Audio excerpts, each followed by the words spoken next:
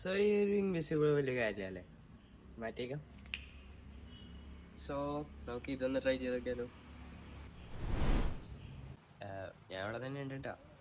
അപ്പം നമുക്ക് ഇതെങ്ങനെ ചെയ്യാൻ നോക്കിയാലോ. Let's go.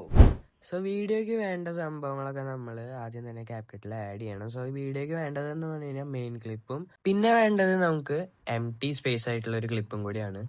സോ ഇവിടെ ഇപ്പം എൻ്റെ 2 ക്ലിപ്പും ഒറ്റ ക്ലിപ്പിലാണ് ഉള്ളത്. സോ അത് ഞാനിപ്പോൾ അവിടെ കട്ട് ചെയ്തിട്ട് സെറ്റ് ആക്കിയിട്ടുണ്ട്.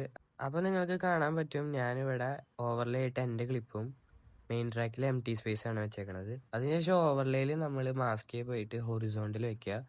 അതിനുശേഷം നമ്മൾ ഫസ്റ്റ് തന്നെ ഒരു കീ ഫ്രെയിം ആഡ് ചെയ്ത് നമ്മുടെ കൈയിൻ്റെ മൂവ്മെൻ്റ് അനുസരിച്ച് ഓരോ കീ ഫ്രെയിമും ആഡ് ചെയ്താണ് നമ്മൾ ഈ ഒരു മാസ്കിങ് നമ്മൾ ഉണ്ടാക്കുന്നത്.